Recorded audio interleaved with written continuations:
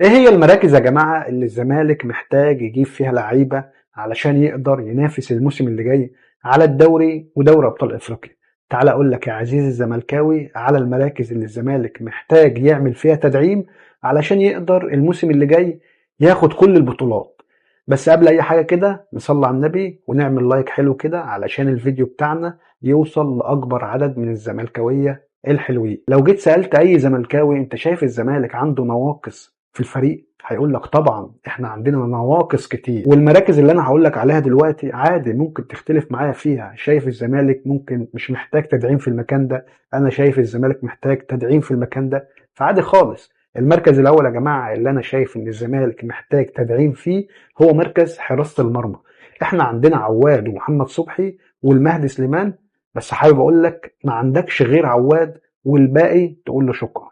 يعني انا من وجهة نظري شايف ان عواد هو اللي ممكن نقول ان هو ينفع يكون الموسم اللي جاي مع الزمالك، غير كده نقول للباقي شكرا. فالزمالك محتاج تدعيم في المركز ده، ممكن نخلي المهدي سليمان مع عواد الموسم اللي جاي ونجيب بس حارس مرمى يكون بديل لعواد.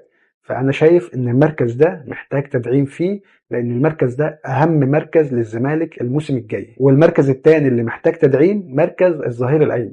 زي ما انت شايف عمر جابر دايما بتلاقيه مصاب وما عندكش بديل لمحمد ابراهيم، انت شايف محمد ابراهيم لسه ناشئ وما عندوش خبرات، فالمركز ده لازم يجي لاعب عنده خبرات. يبقى عندك ثلاثة كده في مركز الظهير الايمن، فدولت يفرقوا معاك الموسم اللي جاي. اما بقى المركز المهم جدا جدا للزمالك ولازم الزمالك يجيب فيه صفقتين في المكان ده، مركز ستة. المركز ده لازم الزمالك يعمل فيه صفقتين على الاقل، وصفقتين مش صفقتين كده وخلاص، صفقة منهم سوبر، لاعب سوبر، لازم لاعب سوبر ولاعب يكون افريقي كمان. يعني المركز ده يا جماعة الزمالك عانى فيه الموسم اللي فات، شفنا قد ايه الزمالك كان بيعاني. محمد شحاتة مش بيلعب اصلا مركز ستة وكان بيلعب في المكان ده لان مفيش بديل في المكان ده خالص.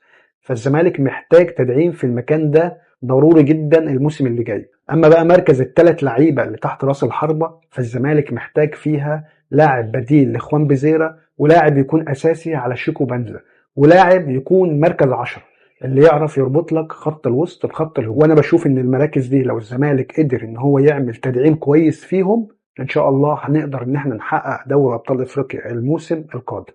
وبس كده.